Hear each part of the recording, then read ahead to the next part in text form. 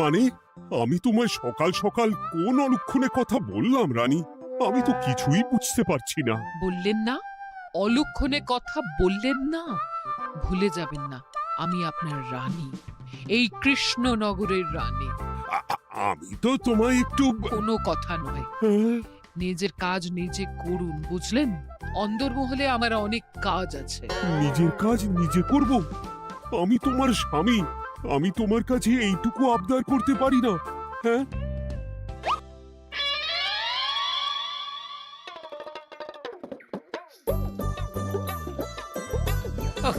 আজ গিন্নির সাথে বচসা করতে গিয়ে দেরি হয়ে গেল। মহারাজ আবার আমার দেরি দেখে রেগে না যান।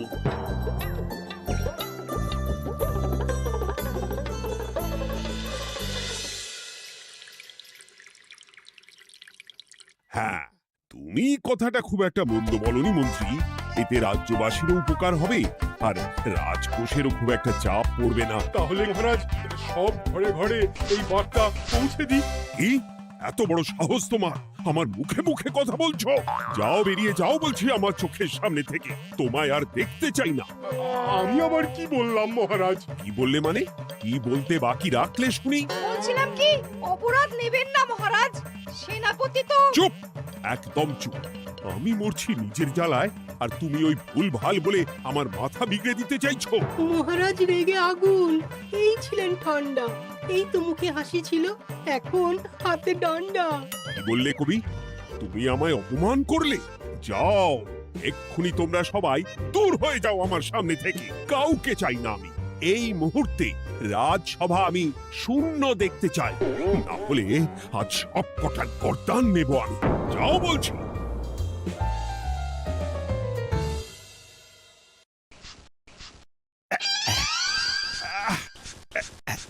আহা, একটু শান্তি হলো। ভেবেছিলাম রাজসভায় করব তাই রে নাই রে, রাজা দিলেন ঘাড় ধাক্কা, এখন সবাই বাইরে। সে তো তোমার জন্য, তুমিই তো বেমক্কা একটা এমন কবিতা বললে। কেন এইভাবে চটছেন মন্ত্রী মশাই? দোষ তো আপনারও। আপনি তো কি একটা বলে রাজা মশাইয়ের মাথা গরম করে দিলেন। আমি আবার কি বলেছি? আরে মহারাজ তো সেনাপতির ওপর রেগে গেলেন। আরে বাবা, আমি আবার কি করলাম? পণ্ডিত মশাই কি সব বলে দিলেন, তখনই তো মহারাজ। এই আমার নামে একটা অসাধু বাক্য বললেই আমি কিন্তু। এ কি কাণ্ড! কৃষ্ণনগর রাজসভার সভারত্নরা বাইরে বের হয়ে কি মহা হট্টগোল শুরু করলেন। মহারাজ সবাইকে একসাথে ঘাড় ধাক্কা দিয়েছে। ওরে বাবা, এতগুলো ঘাড়ে রাজামশাই একসাথে ধাক্কা দিলেন কিভাবে? আচ্ছা, দোষটা কে করলো? দোষ করেছে ও, দোষ করেছে ও। দোষ করেছে ও। দোষ করেছে ও। এবারেও কেউ একমত হতে পারলেন না কে দোষ করেছে। আচ্ছা বেশ, কি হয়েছে কেউ একটা খুলে বলুন দেখি। আমি বলছি, মহারাজ বেশ খোশ মেজাজি ছিলেন, কিন্তু হঠাৎ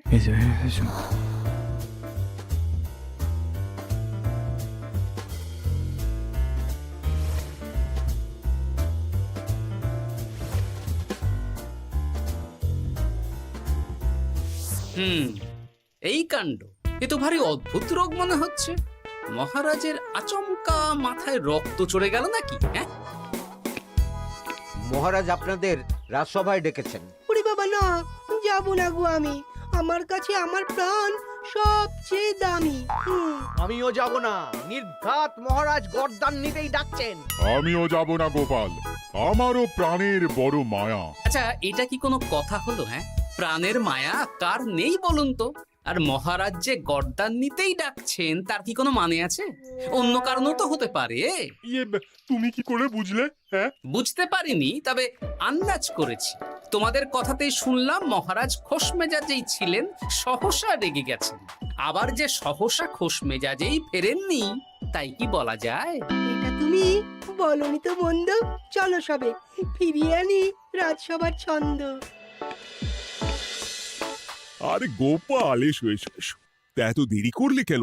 বাকিরা কোথায়? তারা আসছেন মহারাজ। আপনি তাদের ডেকেছেন, তাদের ঘাড়ে কটা মাথা যে তারা আসবেন না। কিন্তু মহারাজ, আমি অন্য কথা ভাবছি। কি কথা গোপাল? আপনি নাকি সভায় আজ হঠাৎ সবার উপরে রেগে গিয়ে তাদের সভা থেকে বের করে দিয়েছেন মহারাজ। এ কি সত্যি মহারাজ? আরে না না গোপাল, মোটেও না। বলতে পারো আমি সবার সাথে একযোগে একটা রসিকতা করছিলাম। আমি দেখছিলাম সবাই আমার রসিকতা কেমন বুঝতে পারে। তাই নাকি? আসলে তুমি ছিলে না বলেই এরা কেউ আমার রসিকতা ধরতে পারেনি। এ কি সত্যি মহারাজ? আপনি সত্যি আমাদের উপর কোনো রাগ করেননি? হুম, এ কি, এই সব কিছুই আপনার রসিকতা ছিল? ও মা, তাই নাকি মহারাজ? এই যে আপনি শুনিয়ে দিলেন কথা কড়া কড়া, সবকিছুই ছিল আসলে নিছক মজা করা। আহ, আবার যত সব বাজে বকছো তোমরা। এত কথা কেন? তোমরা কেউ আসলে মহারাজ কৃষ্ণচন্দ্রের রাজসভার যোগ্য নও। যাও যাও, দূর হয়ে যাও। কিন্তু মহারাজ, এই যে আপনি বললেন। আহ, তুমি সবার আগে যাও তো। তুমি হলে সব নষ্টের গোড়া। যাও বলছি, আমার আর ভালো লাগছে না। যাও। জব বাবা।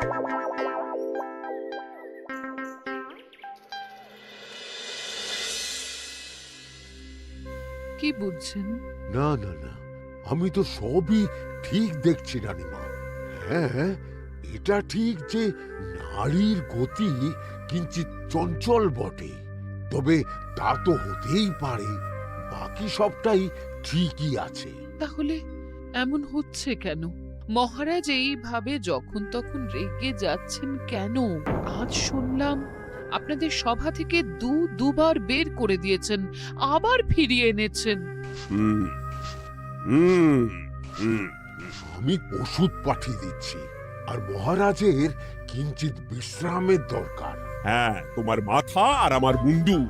বলি, আমি বিশ্রাম নিলে রাজকার্যকে চালাবে শুনি তুমি, নাকি ওই অকর্মার ঢেকি মন্ত্রী? না মানে ওই আমি। যাও, আর আমার কথা বলতে ভালো লাগছে না। আমাকে একটু একা থাকতে দাও।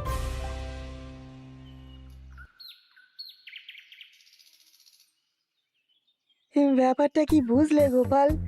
রাজবৈদ্য তো মহারাজকে দেখতে রাজবাড়িতে গেছেন। কি মনে হয়? গতকালও আমি যখন বাগানে গেলাম,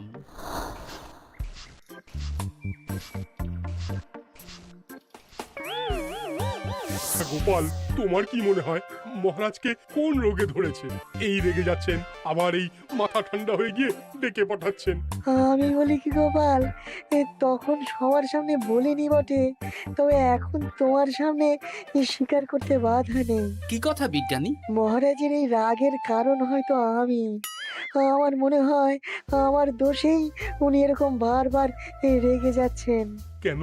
আসলে মহারাজ আমাকে একটা মাথা যন্ত্রণা সারার ওষুধ আবিষ্কারের দায়িত্ব দিয়েছিলেন, তো আমি অনেক চেষ্টা করেও সেই ওষুধটা আবিষ্কার করতে পারিনি। যেটা আবিষ্কার করেছি তাতে সেরকম কাজ হচ্ছে না। আমার মনে হয় ওনার মাথা ব্যথা থেকে এরকম হচ্ছে। সে যাই হোক, তুমি কিছু একটা করো গোপাল। মহারাজের অসুখ কিভাবে সারানো যাবে সেটা নিয়ে কিছু একটা ভাবো। ভাবতে তো হবেই। আজ সন্ধেবেলায় তুমি তোমার বাড়িতে বাকি সভাসদদের ডেকে আনো, আমি সমাধান সঙ্গে নিয়ে সময় মতো চলে আসবো। আচ্ছা বেশ, তাই হবে। আমি এখনই বাকিদের খবর দিয়ে দিচ্ছি। আর বিজ্ঞানী, একটু এদিকে এসো তো, একটা কথা আছে।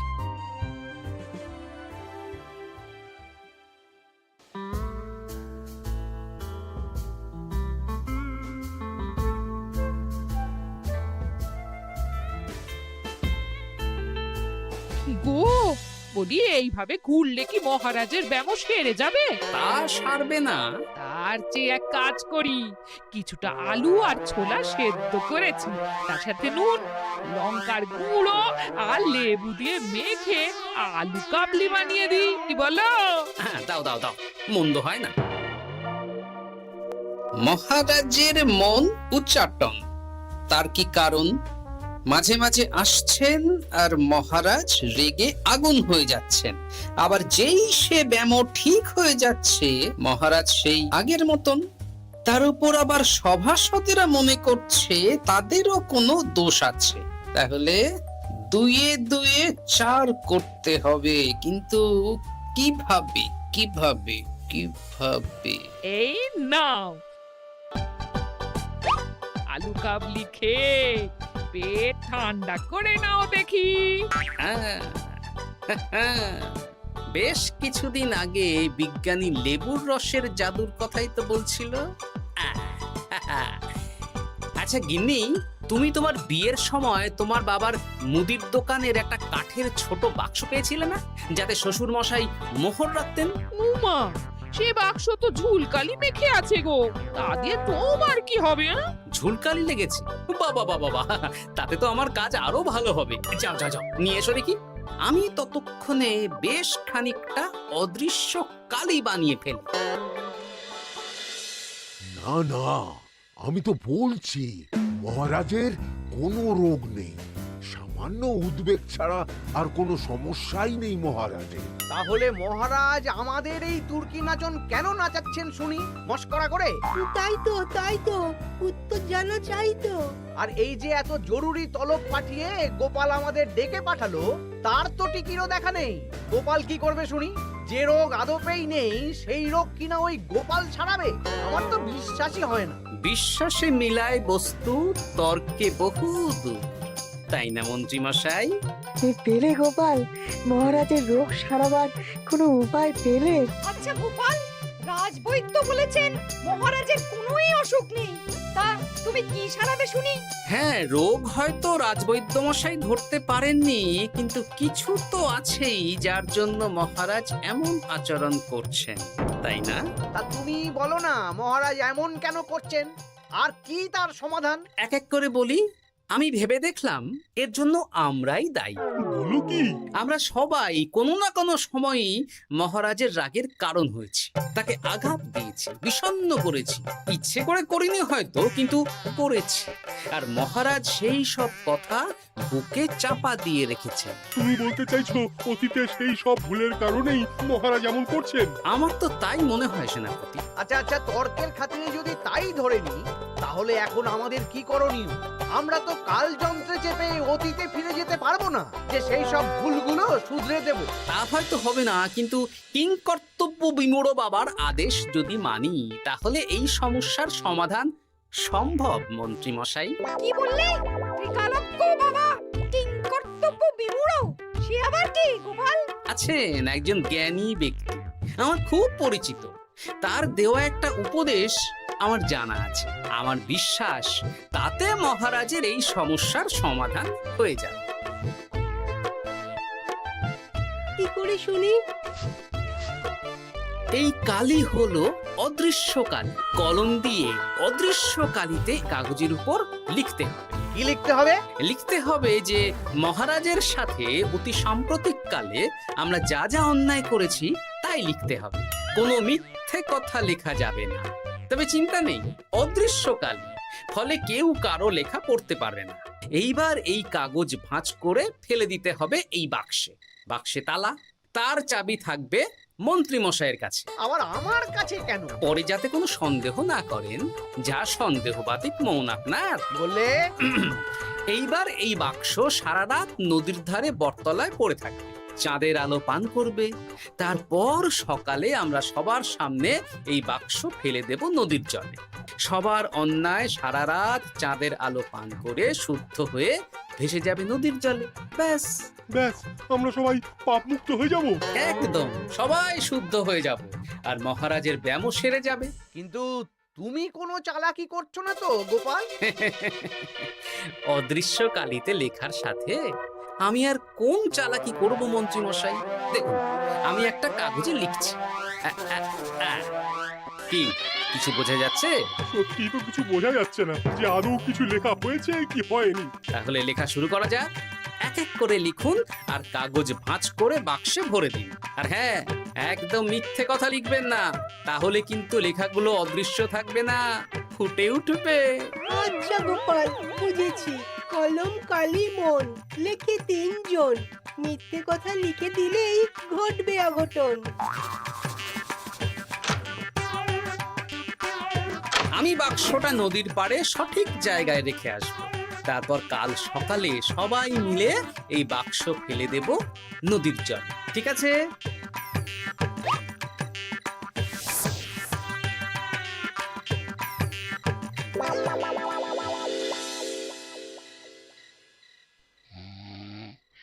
কথায় আছে, মনে যা আসে বলে যাও, ভুলেও লিখো না, তাহলেই বিপদে পড়বে। এদিকে কেমন সবাই নিজের নিজের দোষ লিখে বাক্সে ফেলে দিয়েছে। ভাগ্যিস আমি সবার লেখা কাগজগুলো রাতের অন্ধকারে বের করে আনলাম।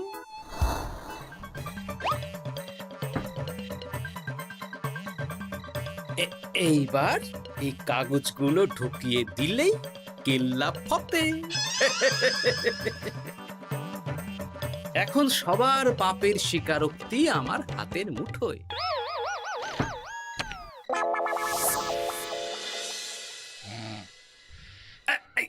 আরে, ও মা গো, ও বাবা গো, বলি নাক ডেকে তো ঘুমোচ্ছ, আর পিঠটা একটু চুলকিয়ে দাও দেখি। ধুত্তারি, এই জন্যই তো মাথাটা যায় গরম হয়ে। আরে, এই সহজ ব্যাপারটাই তো আমি বুঝতে পারিনি। মহারাজের অসুখ তাহলে এই।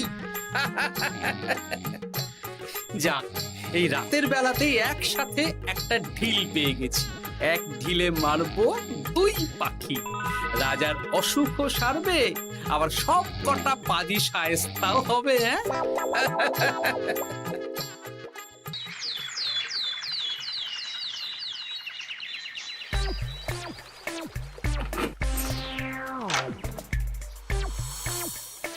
কি এইবার শান্তি হয়েছে তো মন্ত্রী মশাই?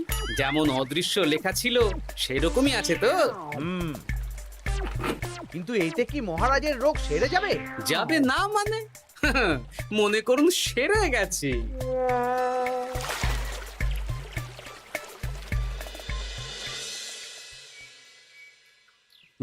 তাহলে আজকে সভার কাজ শুরু করা যাক। ক্ষমা করবেন মহারাজ, সবার কাজ শুরু করার আগে একটা দরকারি কাজ আগে করা দরকার। না হলে আবার কখন আপনি আমাদের কারো উপর রেগে যাবেন আর আমাদের সভা থেকে তাড়িয়ে দেবেন, তার তো ঠিক নেই, তাই না? আহ গোপাল, আর বিরক্ত করো না। আমার এত সাহস নেই মহারাজ যে আমি আপনাকে বিরক্ত করব। আমি তো জানি নিজের পিঠ যখন নিজে চুলকোনো যায় না, আর কেউ থাকে না সেই পিঠ চুলকিয়ে দেবার মতো, তখন কিরকম বিরক্তি জেগে ওঠে, তাই না মহারাজ? এ কি গোপাল, তুমি এত কিছু কি করে জানো? জানাই তো আমার কাজ মহারাজ। আর এও জানি যে আপনার এই বিরক্তির পেছনে সভাসদগণের ভূমিকা ঠিক কি। তার মধ্যে তুমিও আছো গোপাল, তাই না? আছি, পুরো মাত্রায় আছি মহারাজ। তবে হ্যাঁ, আমি কিন্তু তাই বলে রাজকোষের হিসেবে গোলমাল করে মহারাজের কোপের কারণ হইনি মন্ত্রী মশাই। এটা কি গোপাল আন্দাজে বলছে? না হলে কাল অদৃশ্য কালিতে আমি কি লিখেছি সেটা জানলো কি করে? এই, আমি যা লিখেছি সেটাও কি গোপাল পড়ে ফেলেছে নাকি? যাকে পড়লেই বাকি, সব লেখা তো ওই নদীর জলে ভেসে গেছে। আমি যে লিখেছি তার প্রমাণ কি? তবে আর চিন্তা নেই মহারাজ, সমস্যার সমাধান হয়ে গেছে। এখন থেকে আপনি যতক্ষণ রাজসভায় থাকবেন, প্রথমে মন্ত্রী মশাই, তারপর পণ্ডিত মশাই, আর তারপর রাজবৈদ্য পালা করে আপনার পিঠ চুলকে দেবে। কেন আমি কেন চুলকে দেবো?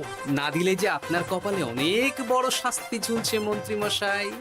রাজকোষে যে জালিয়াতি আপনি করেছেন তার স্বীকারোক্তি আমি হাজির করব যে মহারাজের সামনে।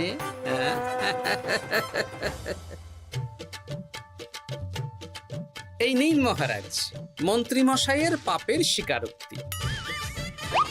আপনি আগে মন্ত্রী মশাইয়ের লেখাটা পড়ুন, তারপর একে একে সকলের স্বীকারোক্তি দিচ্ছি। এ কি মন্ত্রী, তুমি রাজকোষ থেকে 500 মোহর চুরি করেছো, আর তার বদলে সেই হিসেব তুমি পুকুর পাড় বাঁধানোর খরচ হিসেবে দেখিয়েছো। এই সেরেছি, এটা ফুটে উঠলো কি করে? সে অনেক কাণ্ড মন্ত্রী মশাই, বাকিদের সবারটাই আছে, এত জেনে কাজ কি? না না, জানতে তো হবেই। তাহলে শুনুন, এই অদৃশ্য কালি আসলে লেবুর রস। গতকাল রাতে আমি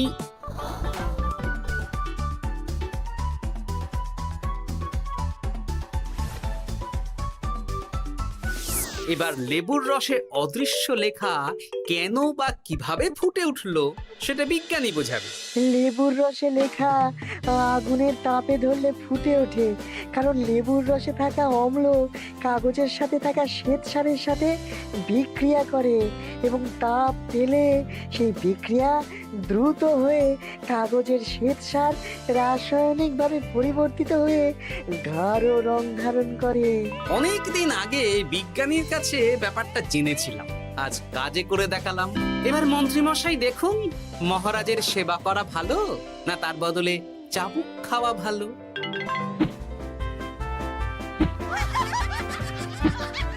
ওরে বাবা না, না, উফ! আগে যেমন বুনো ওল তেমনই তো বাঘা তেঁতুল হবে মন্ত্রীমশাই। যা, রাজামশাইয়ের মেজাজ আবার বিগড়ে যাওয়ার আগেই কাজ শুরু করে দিন ও বাকিদেরকে সেবা করার সুযোগ করে দিন। আজ থেকে ভুল হলে শুধরে নেব ভুলকে। মন্ত্রীমশাই মহারাজের পিঠ দেবে চুলকে।